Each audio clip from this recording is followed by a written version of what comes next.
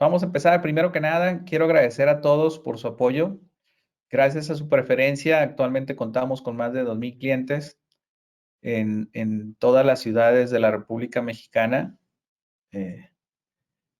Contamos con presencia también de asesores comerciales en la mayoría de los estados, y porque precisamente queremos estar cerca de ustedes, hemos incrementado el número de representantes en sus territorios.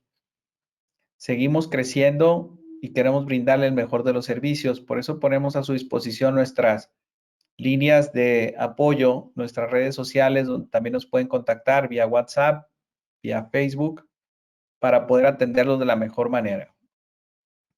Bien, el día de hoy contamos con dos personas que son amigos míos personales, los conozco de mucho tiempo.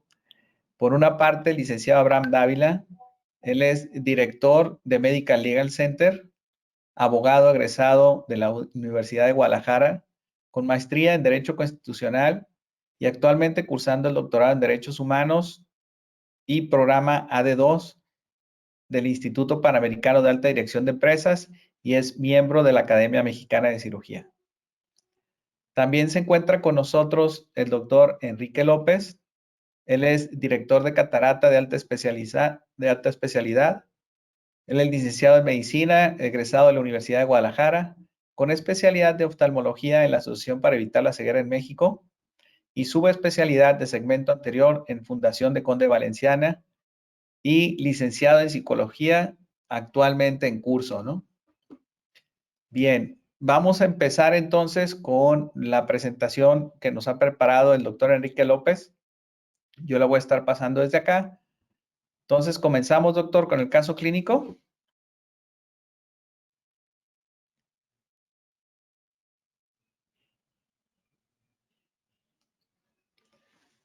No sé si quieras activar tu micrófono, doctor, por favor.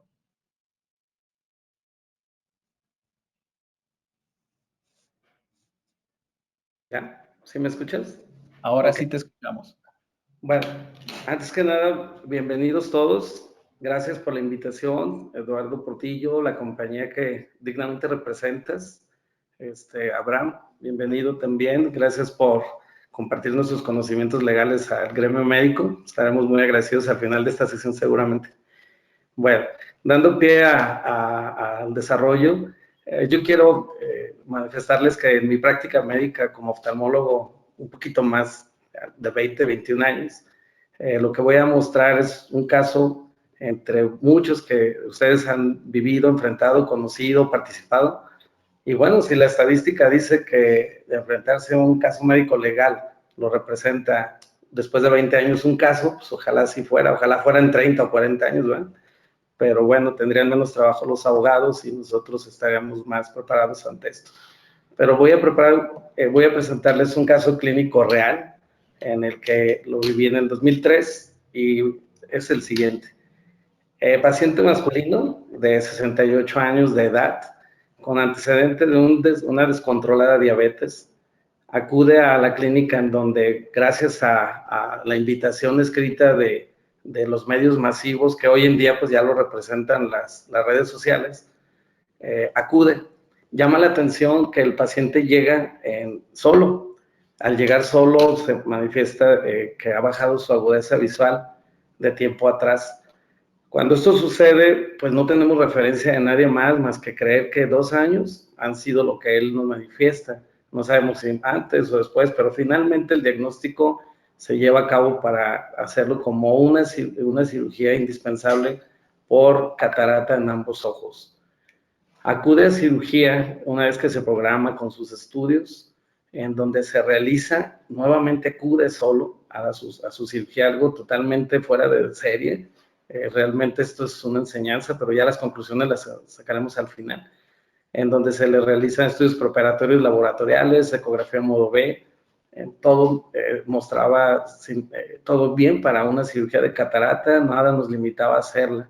Se realiza cirugía de facoemulsificación en ojo derecho sin complicaciones transoperatorias. Aquí sí es importante decir que en aquel entonces, hoy no lo hago, a todos los pacientes de cirugía de catarata se les realizaba bloqueo retrovulvar. Todos los compañeros que están escuchándome bien sabrán que pues tiene sus beneficios porque nos permite un ojo muy estable, sin movimiento, fácil de manejar y trabajar para poder llevar a cabo una satisfactoria cirugía de catarata, pero también nos presenta incomodidades como alguna hemorragia expulsiva y muchas veces también el tocar con alguna aguja punzocortante que usamos, el trayecto del nervio óptico.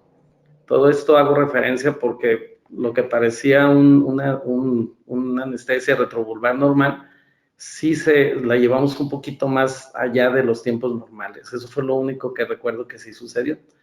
Podemos pasar a la siguiente, Lalo, por favor. Bueno, pues lo que sucedió posteriormente al manejo del paciente fue que el paciente, aquí está el posoperatorio.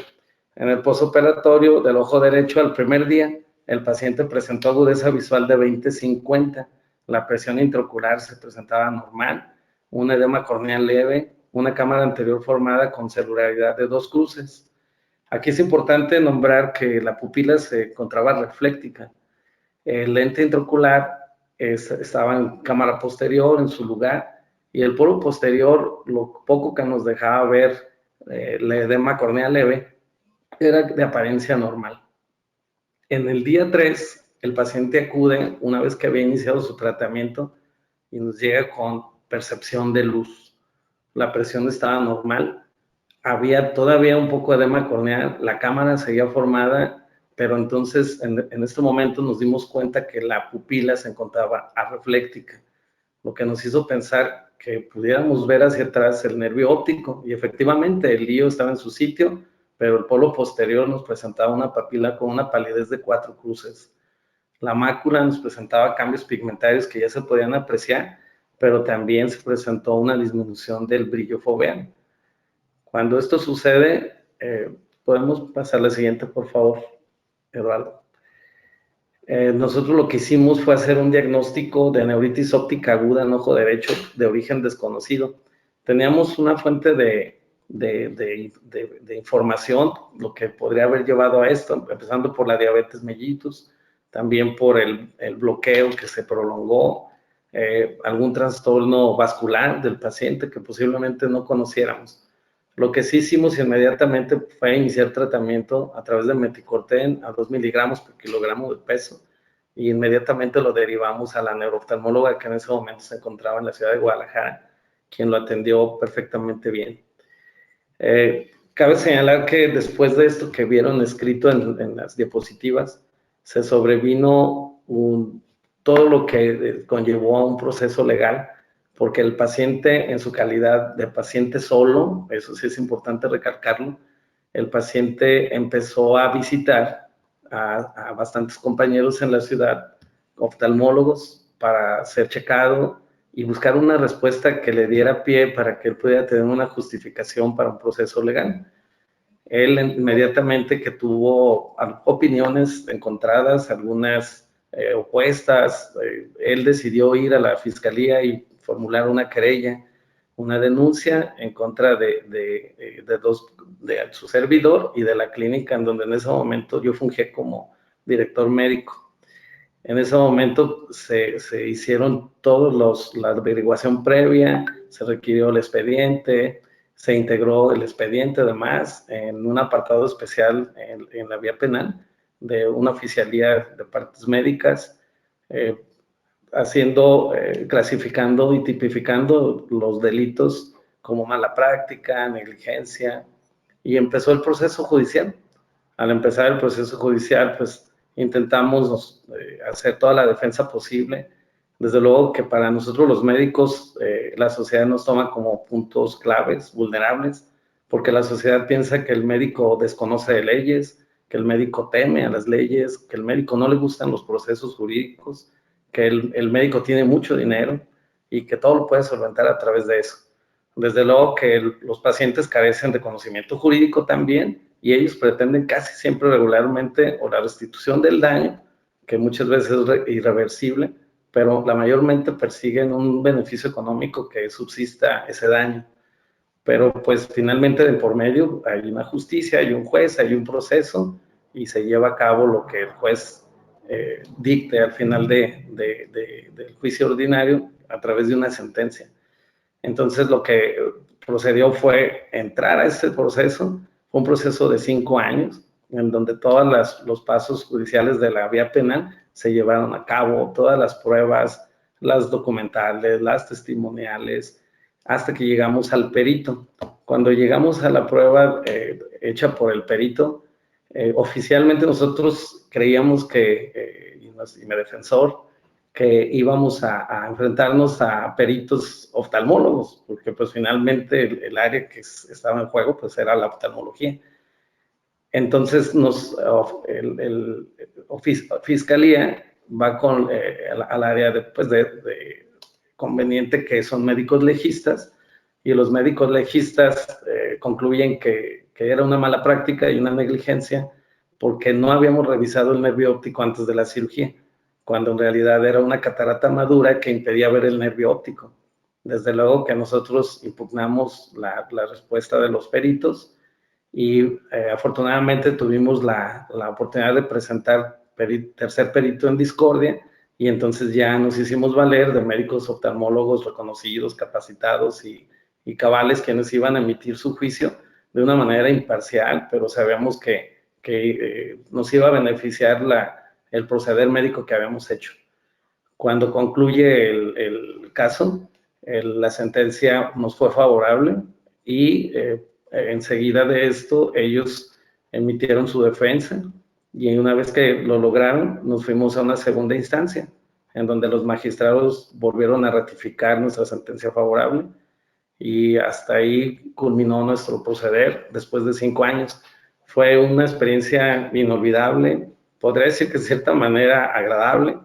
En lo particular a mí me hizo estudiar leyes, terminé mi carrera gracias a este suceso, y le doy gracias a Dios, al destino, al paciente que haya actuado de esa manera. Desde luego que hoy en día las bases que podemos tomar y las joyas que podemos rescatar de esta sesión, pues es que tenemos que actuar de una manera distinta.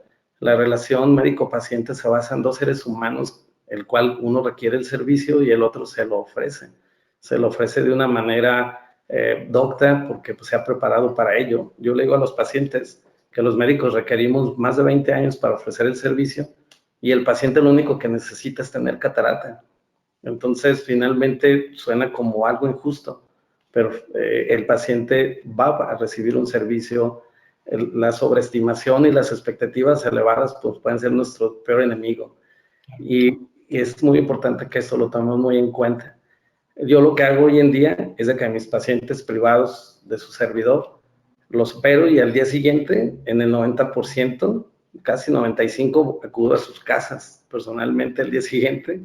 La relación médico-paciente se establece de una manera fantástica. No les digo que terminamos siendo amigos, pero sí hay una empatía que se desarrolla maravillosa. Regularmente el paciente con catarata, refiriéndome a esa área de la oftalmología, desde luego que sé que están escuchándonos retinólogos, corneólogos, glaucomatólogos, puede ser un poco distinto, sobre todo las cirugías refractivas, pero concretamente por el caso en cirugía de catarata, los pacientes se sienten muy protegidos, apoyados. Pienso que la unión entre un médico y un paciente que está más cercana favorece a que una demanda esté más alejada. Entonces, este es mi concepto, es mi experiencia. Sé que podría hablar más conceptos legales, pero nadie lo puede hacer mejor que el licenciado Abraham. Entonces, compañeros, pues estemos atentos a escuchar lo que nos va a decir el licenciado. Agradezco su atención, y la enseñanza de vida, pues se las transmito. Finalmente, lo que nos sucede, si nos hace mejor, bienvenido que haya llegado. Gracias. Doctor Enrique, antes de pasar con el licenciado Abraham, te hice llegar a tu WhatsApp los resultados de las estadísticas. No sé si quieras mencionarlo nada más para que quede como referencia. Ok. Me di la tarea de hacer estas 10 preguntas porque si las hayan hecho antes de lo que viví, créeme que estaría agradecido. Voy a dar el resultado porque muchos de ustedes lo contestaron unilateralmente y es muy interesante saber. 3 de cada 10 compañeros han recibido amenazas de denuncia.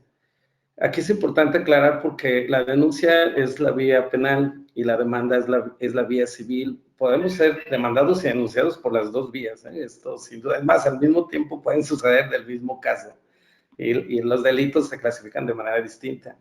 2 de cada 10 han sido demandados, o sea, el 20% de los que estamos escuchando han sido demandados. Nadie hasta en este momento está llevando un proceso.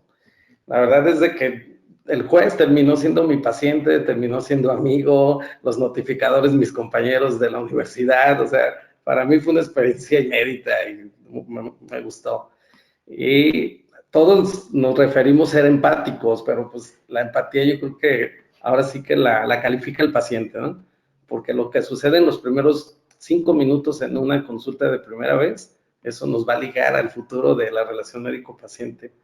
5 de cada 10 no tienen abogados, es decir, el 50% de los... la cara de licenciado Abraham lo manifestó todo.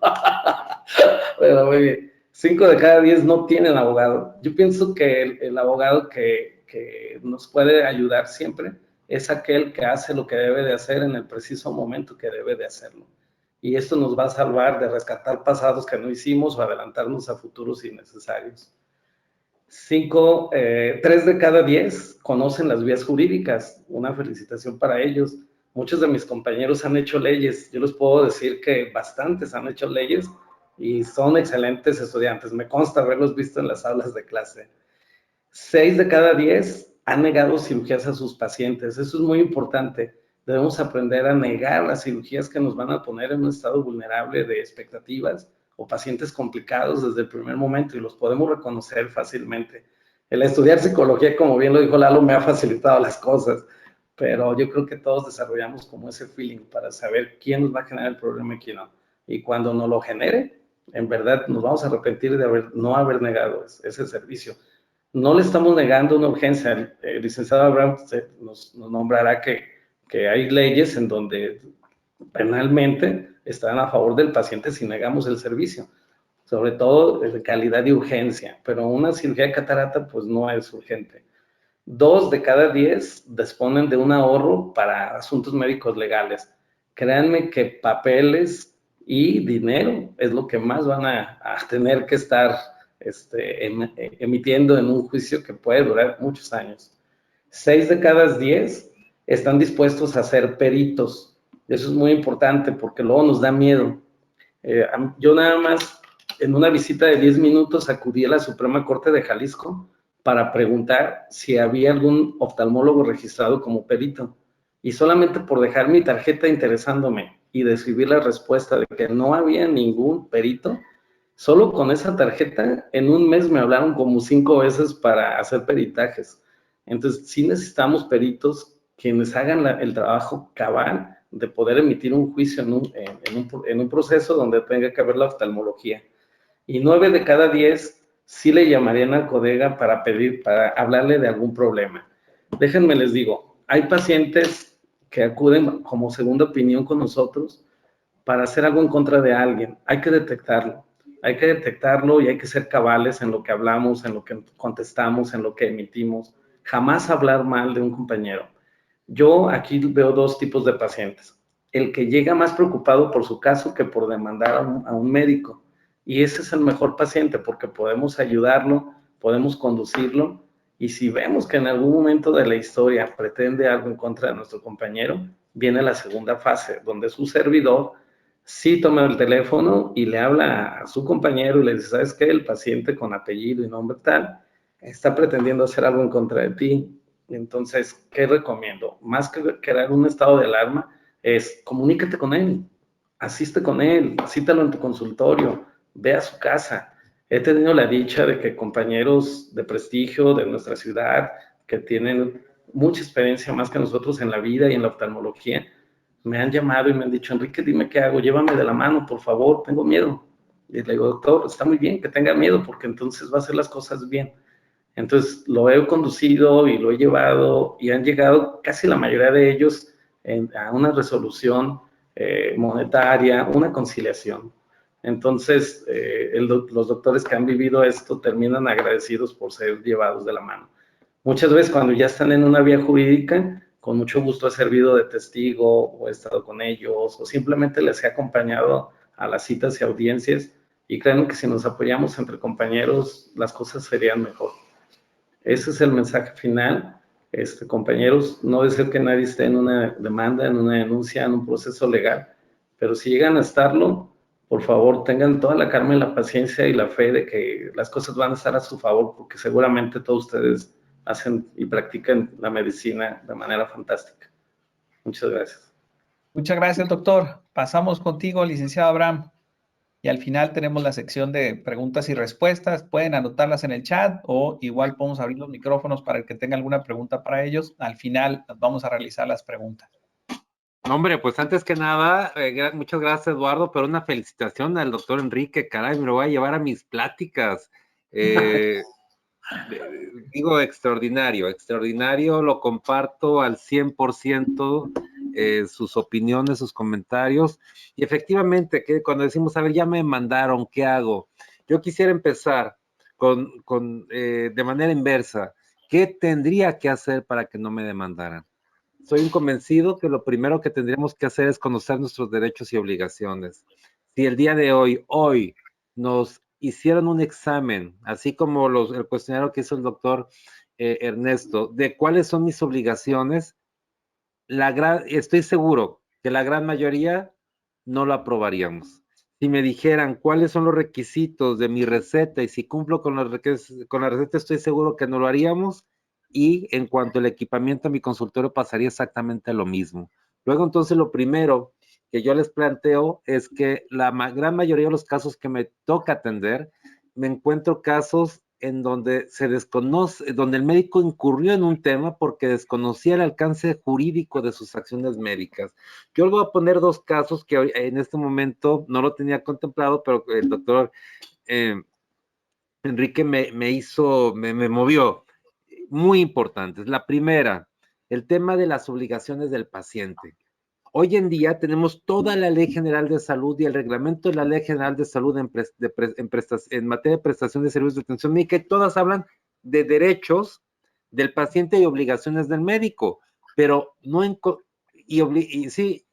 encontrado dónde están las obligaciones del paciente, porque en un contrato, como es el de prestación de servicios de atención médica, genera, como cualquier otro contrato, derechos y obligaciones para ambas partes, no solamente para el médico, también para el paciente.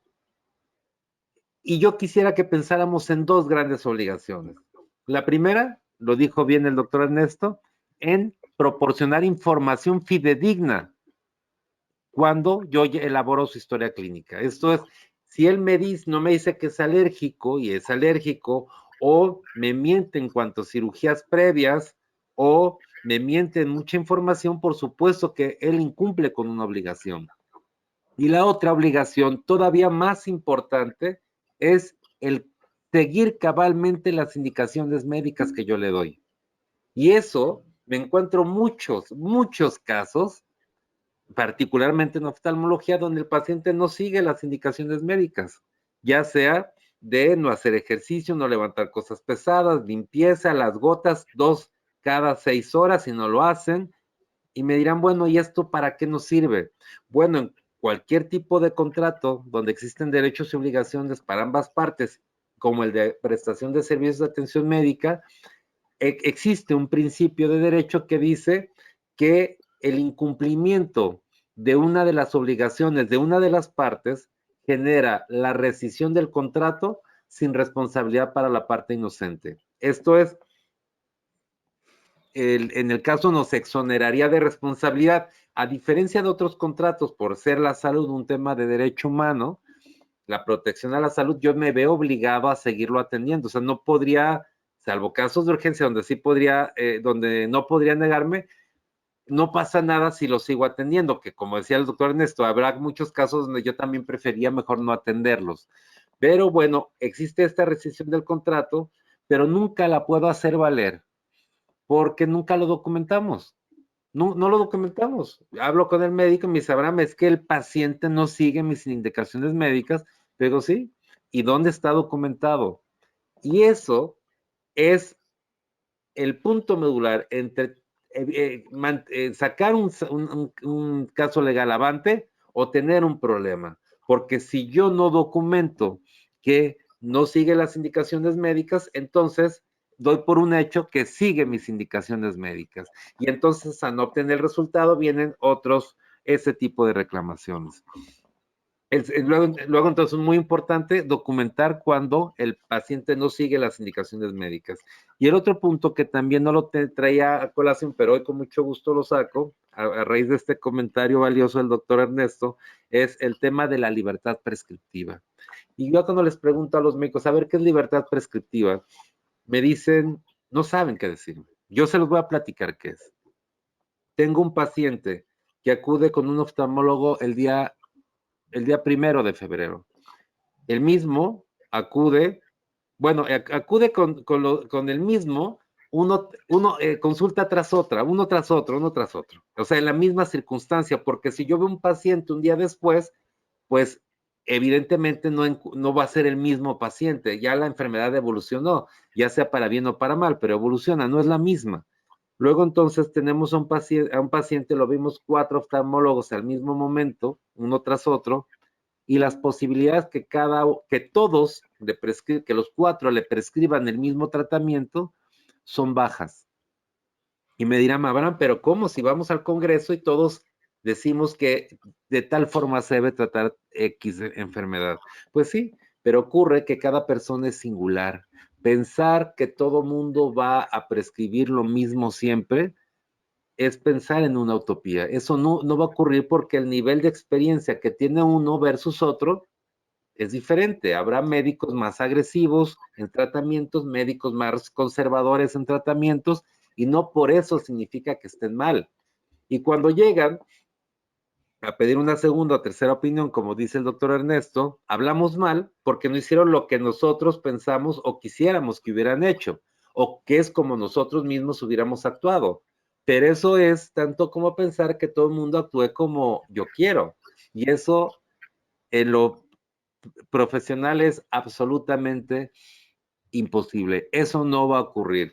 Y cada médico tiene su propio criterio y la ley lo permite siempre y cuando no vaya en perjuicio del paciente. Verbigracia. El caso de que llegue un asunto médico a mi oficina, yo tengo mi propia estrategia para llevar esa defensa, diferente seguramente al del despacho de enfrente. Pero eso no significa que algunos de los dos estemos mal. Son estrategias diferentes y así debemos de entenderlo. Luego entonces, cuando hablamos mal de un paciente, evidentemente no hacemos caso a este principio, que es un principio constitucional del derecho al trabajo de los médicos, que es ejercer libremente su profesión con su propia experiencia, sin que por ello sea juzgado por alguien más. Uno de los, sin duda, problemas serios que enfrentamos cuando tenemos ya una demanda es el caso de los medios de comunicación, la divulgación de estos y de sus soluciones, casi siempre presentadas de manera triunfalista. Y seguramente recordarán muchos casos en donde un oftalmólogo ha sido víctima de una situación así, donde un paciente va, acude a medios, esto los divulgan, etcétera, y yo les hago un planteamiento. ¿Qué pasaría si ese médico llegara con una sentencia que dijera que es absolutoria, que un juez lo absolvió? Si ya los medios de comunicación lo dañaron, ya es lo más importante que tiene su prestigio y no va a poder hacer su vida nuevamente igual. Bueno, ante esto, hemos generado dos temas. Primero, cuando llega un paciente y me amenaza, yo normalmente le pido al médico que le haga saber que él puede ejercer una acción legal en contra del médico, pero que en caso de que él no acredite las afirmaciones que hace de mi médico, él sí será responsable de los daños y perjuicios que haya ocasionado. Y, por supuesto, que soy un convencido que tenemos que ejercer también esta acción legal cuando ganamos este tipo de juicios. Y por otro lado, tenemos un juicio de amparo que hoy hemos promovido cuando se habla mal en contra de un médico en algún medio de comunicación o incluso en redes sociales. Tramitamos este amparo porque se violan sus derechos fundamentales, porque su prestigio es lo más importante. Hoy en día nos han otorgado las suspensiones y bueno, excepto los primeros momentos, que es cuando se genera la publicación, al momento que tramitamos el amparo, cuando nos otorgan la suspensión, es lo único que se llega a saber. De ahí en adelante obtenemos esta suspensión, por supuesto, que beneficia a estos médicos. Y por supuesto, lo comentaba el doctor Ernesto, la causa generadora número 1 de casos de responsabilidad, la actitud de algunos médicos, ¿sí? Voy con otro médico a pedir una segunda opinión y siempre encuentro una mala opinión, como si tuviéramos que denostar a otro médico para poder justificar el que esté con nosotros este paciente. Y eso es un tema que no podemos permitirlo. Doctor Ernesto dijo algo muy interesante en los juicios, que es el tema de los dictámenes periciales. Para mí uno de los temas más importantes.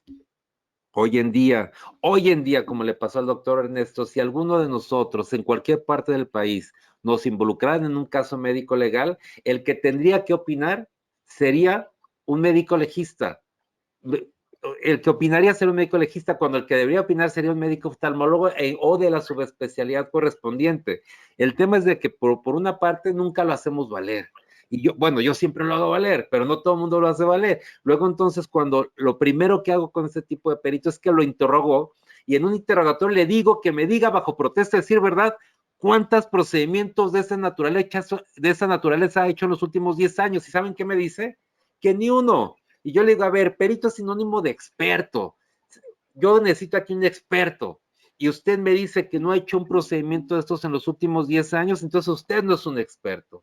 Yo necesito a alguien que sí lo haya hecho, no a alguien que lo lea, porque para leer pues no necesito un perito, agarro un libro y actúo y emito el dictamen conforme a un libro, pero eso no es lo que pide, no es lo que nos pide la ley, nos pide una persona que tenga conocimientos especializados, que tenga una cédula profesional para que pueda opinar válidamente sobre un tema que él conoce. Luego, ahorita comentaba el doctor Ernesto, cómo él no veía, cómo le achacaba un tema que no podía ver precisamente por esta enfermedad. Licenciado, perdón, es Enrique, el doctor. Enrique, perdón, Enrique. ¿Y qué dije? Eduardo, ¿verdad? Yo creo, perdón, que en otra vida, yo creo que en otra vida yo fui Ernesto, porque las personas que me llaman Ernesto en esta vida son muy trascendentes en mi vida. Seguramente vamos a tener una buena amistad el doctor Abraham y yo. Licenciado Abraham y yo. Traigo una gripona, por eso ando medio distraído. Discúlpeme, doctor. Doctor Enrique, discúlpeme. Discúlpeme. Bueno, y entonces, les comentaba entonces que esto tan importante que hoy en día uno de los beneficios que tienen los colegios de profesionistas es formar a sus propios peritos y designarlos ante las autoridades para que sean los que funjan de manera oficial ante un caso médico legal. Sin embargo, a pesar de que muchos colegios me dicen, Abraham, ¿qué puedo darle a mis agremiados para que sientan un beneficio? No me encuentro todavía este beneficio. Por eso, el doctor Enrique, que puede, que nomás por llevar su tarjeta al Consejo de la Judicatura del Estado, vio una gran oportunidad. Yo quisiera que pudiéramos hacer un reto, no un reto, un compromiso, doctor Enrique y Eduardo, para que de esta sesión pudiéramos hacer una convocatoria para formar en un pequeño curso a los médicos que quisieran ser peritos y yo me comprometería con mucho gusto a hacerles el trámite para que puedan ser peritos oficiales ante el Consejo de la Judicatura Federal y ante el Consejo de la Judicatura de su entidad federativa correspondiente. Si están de acuerdo, estaría fenomenal. Claro que sí. Otro de los elementos que para mí son fundamentales y que los contempla la norma oficial mexicana, el expediente clínico, son los consentimientos. Y un problema serio que me encuentro en tema de consentimientos es que el médico no solamente me hace firmar un consentimiento informado, que es un machote. Es un machote para todos los procedimientos. Y yo les planteo si con esto puedo garantizar el derecho humano que tiene este paciente de recibir información específica del procedimiento al que va a ser sujeto. Y evidentemente no. Para hacerlo, tendríamos que tener consentimientos específicos y los elementos es padecimiento, procedimiento, riesgos y beneficios. Esos son los elementos que deberíamos de tener. Yo recuerdo que en una investigación que hicimos en la oficina tenemos alrededor de, si mal no recuerdo, alrededor de 100 o 200 procedimientos solamente oftalmo clasificados en segmento anterior, posterior, globo ocular y uno más, en este momento no lo recuerdo, pero son 4 clasificaciones, subclasificaciones que a veces subclasifican estos procedimientos. Y fundamental porque en la medida que yo establezca cuáles son los riesgos de ese procedimiento y ocurriese uno de ellos, será un elemento para exonerarme de responsabilidad.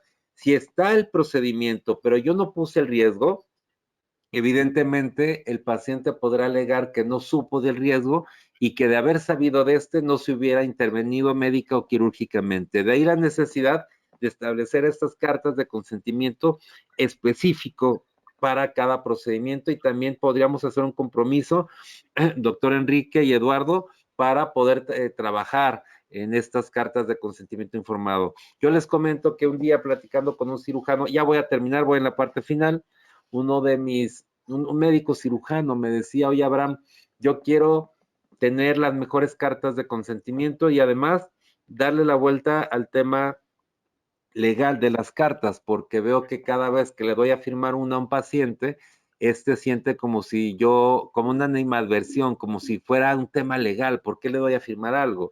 Y entonces generó estas cartas de consentimiento. Ese es un ejemplo de una colecistectomía laparoscópica. Él es cirujano general, donde con dibujos se explica claramente el procedimiento, los riesgos, etcétera. Y hoy en día se los entrega como un folleto informativo, lo que genera una gran ventaja competitiva para él, y considero que lo mismo podríamos estar haciendo en el caso de oftalmología. Y fundamental, el consentimiento no solamente esto, sino también quien firma. No es infrecuente que quien firme sea el familiar, sea la esposa, sea el hijo, cuando en todos los casos, en todos, excepto que tenga incapacidad visual, tendrá que ser el propio paciente. Primero el paciente, y en caso de que tenga incapacidad visual, podrán hacerlo un par de testigos que firmen a su ruego, testigos idóneos. Para mí un par de testigos idóneos serían su propia familia, pero no es excluyente, podría ser también personal médico en caso de que no estuviera su familia. Idóneo es quien sea adecuado en el caso particular. Y voy todavía más, hay ocasiones en que el paciente no sabe leer y escribir, y les pregunto, ¿qué harían? Y todo el mundo me dice, pues le pondría una huella digital, cuando eso es falso, eso es un mito. No existe una sola disposición que así lo establezca. Siempre, cuando una persona no sabe leer y escribir, también firmará un par de testigos a su ruego. Hay muchos más casos de la importancia de los consentimientos informados. Yo recuerdo, nunca olvidaré un caso en el Bajío del país, donde en un congreso de patología hubo un caso de una muerte materna infantil, una muerte materna, y un compromiso para que los comités determinen cuál fue la causa y como consecuencia de ello establezcan políticas para que no vuelva a ocurrir. No obstante, en este caso que les planteo, el comité no sabe de qué fallece y su recomendación es realizar una necropsia. El director del hospital le pide a la patóloga que lo haga, que ella se encarga del consentimiento, proceden a la necropsia. No obstante, el consentimiento lo firma quien siempre estuvo al tanto de esta paciente, que era el padre, pero nunca advirtieron que en la historia clínica se establecía que era una mujer casada. Como tal, el que legítimamente podía disponer del cadáver era su esposo y no el papá. Y él presenta una denuncia, una demanda, una denuncia y una demanda, como dice el doctor Enrique, denuncia penal, demanda civil, y en donde establece que se le causó un daño moral importante, porque él, siendo de una religión determinada, gracias a eso su mujer no había ascendido al cielo, y la cual fue completamente procedente. Mis conclusiones. Primero, ¿qué hago si tengo una demanda? Por supuesto, decía el doctor Enrique, lo decía bien, acudir con el experto. Voy con alguien que sepa de este tipo de casos. Un alto porcentaje de los casos que no son atendidos por alguien que conoce este tipo de temas médicos, evidentemente encuentran un conflicto al desconocer términos médicos, dictámenes médicos que son fundamentales para este tipo de casos. Por supuesto, el expediente clínico, tener un adecuado expediente clínico, son los expedientes de oftalmología los más difíciles de entender, nomás OI, OD, todo lo demás indescifrable, cuando incluso están prohibidas abreviaturas. Tercer punto, consentimiento informado, tener carta de consentimiento informado específico del procedimiento que hice, firmado por el paciente o en su defecto que tuviera incapacidad visual por un par de testigos idóneos. Siguiente, mantener informado siempre a los familiares y tener una buena relación con él. El doctor Enrique lo dijo bien también. Tengo una buena relación con mis pacientes, estoy alejado de un conflicto legal. En cualquier circunstancia, mantener una buena relación con familiares es importante. Y por último, conocer adecuadamente mis obligaciones como médico para de esta manera evitar un conflicto y documentar, muy importante, documentar cuando un paciente no cumple mis indicaciones médicas, porque en esa medida voy a poder generar esta rescisión de contrato de prestación de servicios y normalmente ocurre sin que lo documentemos. Muchísimas gracias. Muchas gracias, licenciado. Veía que tenías una presentación ahí, pero nunca nos la pasaste. La estás guardando para la siguiente ocasión, ¿verdad? Es que es más larga, esta es más larga. Ok. Bien, vamos a abrir el micrófono para las personas que quieran participar. Rosbela, si me puedes ayudar a abrir el micrófono.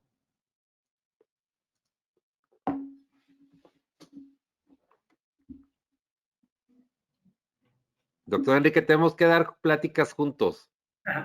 Es Con correcto. con todo gusto, Abraham, en verdad. A ver, doctora Mariana, tú tenías levantada la mano. Ah, creo que se nos fue la doctora. Sí, aquí está.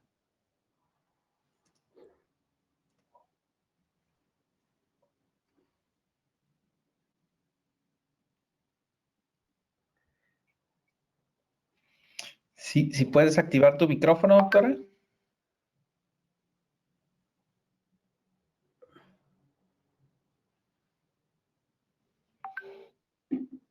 Ahí ya estoy Ahí estás. audible, Eduardo.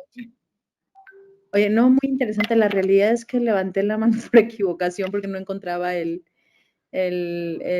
cuestionario, la encuesta que mandaron. Pero, doctor Enrique, ¿a poco va a la casa de sus pacientes, todos los pacientes que opera? Sí, Qué sí, impresión, ¿cómo lo logra? créanme que sí. O sea, sí les digo, honestamente, si están en la zona Ahora voy. Sí. metropolitana, sí. Si ya me dicen, no, estoy hasta San Sebastianito, allá, híjole, ahí sí les pido que vayan al consultorio por mis tiempos. Pero créanme que el hecho de que entren a la puerta de esa casa y el paciente no cree que un médico puede visitarlos a su casa. Ellos ven al médico como que vive en otra esfera, como que no escucha la música que escucha toda la población, o sea, les parece como que en ese momento adquiere una relevancia pues suprema, cuando en realidad estamos ofreciendo un servicio y nos estamos poniendo a la altura de las necesidades de un paciente, ¿verdad? Tales que se resuelven en una cirugía. Y créanme que eso rompe todo hielo, se los aconsejo, quien tenga un problema o vea que vislumbra un problema en un paciente, hacer eso lo va a sorprender y a ustedes les va a abrir las puertas con ellos. Muy bien, gracias. Gracias, doctora. Aquí en el chat pusieron una pregunta para el licenciado Abraham. ¿Qué es lo que usted recomendaría, licenciado, en el caso de que un paciente llega molesto, inconforme y amenaza con demandar? Sí, les comentaba hace un momento que primero, si el paciente detecta que yo me asusto, ya estoy perdido. Jamás demostrar primero miedo o que me asusta o que me intimida. Número 2, escuchar, vale la pena escuchar. Y número 3, dejarle claro que él podrá demandar sin embargo, que en caso de que él no acredite las afirmaciones, que hagan una demanda o en una denuncia, será él el que sí tendría que demandar. Cuando, Eduardo, en una controversia judicial, cuando el paciente no tiene nada que perder, es capaz de presentar una demanda. Cuando sabe que al perder va a perder dinero, o al perder el juicio va a perder dinero, no tan fácil se anima a demandar. Y en esa función los pacientes demandan porque piensan que jamás van a ser responsables, pero lo que tenemos que es generar precedentes de casos donde demandemos a pacientes que no acreditaron su demanda. Recuerdo el caso que me platicó en algún momento algún médico donde un paciente postoperado de cirugía de catarata, una dama, precisamente amenazaba hacia el médico, ¿no? Le decía, doctor, es que usted me veía con malas intenciones y usted de repente tuvo malas intenciones conmigo, entonces yo lo voy a demandar a usted y no le voy a pagar la cirugía, ¿no? Pero era más que nada, yo creo, una cuestión de no querer pagar la cirugía que otra cosa, ¿no? Que es otra de las cosas que se exponen. Y entonces ahí viene la siguiente pregunta que venía aquí planteada. ¿Ustedes recomiendan cámaras en los consultorios para grabar las consultas o no? ¿O es una invasión de la privacidad o qué es? Doctor Enrique. En mi práctica médica yo no lo hago. En medios distintos de salud, como en psicología, sí se lleva a cabo. Pero la oftalmología es tan objetiva que tenemos otras pruebas documentales que podemos tener a nuestro alcance. Fotografías, videos, creo que está más centralizado en nuestra área a algo más objetivo que una conversación o alguna promesa que se pueda hablar y realmente no existió. Pienso que las pruebas para nosotros son más que evidentes con la propia oftalmología. Ok. Pues no mucho más que decir, igual yo comparto el tema con el doctor Enrique, sin embargo, si en algún momento decidiera grabar, tendría que hacerlo con consentimiento del paciente y el paciente también. El paciente si quiere grabarme, tendrá que tener mi consentimiento, si no, no podría grabarme, tendrá que hacer con consentimiento de ambos, no de manera unilateral. Ok, por último, la última de las preguntas que vienen aquí. ¿Sí? ¿Ibas a comentar algo, Enrique? Sí, eso es muy importante. Muchos pacientes sin pedirnos opinión sacan su celular y tenemos que tener el dominio, pues es nuestro, digámoslo así, nuestro territorio, nuestro consultorio, de poder negarlo. Y nada más algo muy importante, hay pacientes que son recurrentes, es decir, que lo toman como un deporte. Van con el urólogo y entonces demandan o denuncian al urólogo. Van con el oftalmólogo y hacen lo mismo con el pediatra. Entonces, muchos de ellos lo hacen, aunque parezca mentira. Y todo por un beneficio económico. Bien, te mencionaba entonces, en el caso de los pacientes que tienen alguna cuestión psicológica o psiquiátrica, ¿cuál podría ser o cuál recomendarían fuera el manejo hacia esos pacientes? Porque todos necesitan una atención visual, ¿no? Okay. Bueno, siempre tendrá que ir acompañados de un familiar, no podría tener una consulta con con una persona que este tipo de trastornos de manera sin al menos un acompañante y por supuesto de preferencia con un asistente de mi parte también. Además del tema de la oftalmología, en el momento que yo tengo con mi aparato muy cercano al paciente, incluso esa práctica la pondría con cualquier otro paciente, hombre o mujer, que pudiera visualizar un tema incómodo ante una eventual reclamación que se da. Esa sería mi recomendación. No sé, el doctor Enrique. Sí, mira que aquí es muy importante porque yo me he dado cuenta que a veces el problema no es el paciente, es el familiar del paciente. Entonces yo creo que es importante que les escuchemos cuando les preguntamos qué expectativa tiene cada uno. Y muchas veces se van a sorprender que es distinta. Y muchas veces es el cambio de acompañante. Un acompañante lo entiende perfectamente bien, pero luego llega otro miembro de la familia que regularmente actúa con culpas porque ha estado lejano al paciente, ¿no? Y se vuelve como un protagonista, ¿no? Entonces, yo pienso que el tema de expectativas es muy importante. Y sí, tener un testigo, me gustó mucho lo que dijo el licenciado Abraham, algún asistente, sabes que quiero que escuches lo que voy a preguntar al paciente para que tú puedas ser testigo en cualquier situación. Bien, yo pienso que no debemos de tampoco verlo como un agravante, que un paciente llegue y sea potencialmente alguien que nos va a denunciar o demandar, porque entraremos en una paranoia. Yo creo que más bien cuando veamos esas señales de ese paciente que llega y dice, yo ya he demandado y ya amenacé a tal doctor y espero que usted me atienda a tiempo, que sea puntual, que los tiempos los respete. Entonces dice, híjole, créanme que yo sí les he dicho, ¿sabe qué, señor? Los médicos también podemos escoger a nuestros pacientes, así como usted escoge a su médico, nosotros podemos hacerlo. Y créanme que pues, no estoy capacitado para poder atender su atención médica. Hay personas que tienen mejor experiencia, yo no lo puedo hacer y no lo puedo recomendar con alguien más. Entonces el paciente entiende que está en una disyuntiva porque su actuar no es el correspondiente, pero hay que hacerlos caer en conciencia, eso es muy importante. Correcto. Bien, ¿algo más que quieran agregar, licenciado? Bueno, y en mi caso particular, de agradecer mucho, Eduardo, doctor Enrique, ya no lo voy a decir Ernesto, y a cada uno, yo agradecido porque yo les platico que yo en la mañana me despierto con una llamada de un médico y en la noche mi último acto es una llamada con un médico. Realmente los últimos años de mi vida los he dedicado en cuerpo y alma a atender, a disminuir, a trabajar para la comunidad médica. Fue la labor que me tocó, que me ha tocado y lo hago con toda la pasión del mundo. Mi recomendación siempre va a ser evitar un caso médico legal, lo será toda la vida y cada día también admiro mucha la función de cada médico, porque además todos somos pacientes. Muchas gracias. Gracias, licenciado. Enrique. Pues solamente agradecer a todos mis compañeros que prestaron atención, que dedicaron tiempo. Yo le decía a Eduardo, si logramos que al término de esta sesión de 1 hora, la percepción de las áreas jurídicas en nuestra profesión están más a flor de piel, tenemos esa sensibilidad y logramos poder transformar lo que podría llegar a ser un problema evitable, ya ganamos y ya, ahora sí que en esta sesión está de nuestro lado. Y a favor del paciente, porque el paciente va requiriendo un servicio, pero también no hay que olvidar que es un ser humano y que nosotros también lo somos.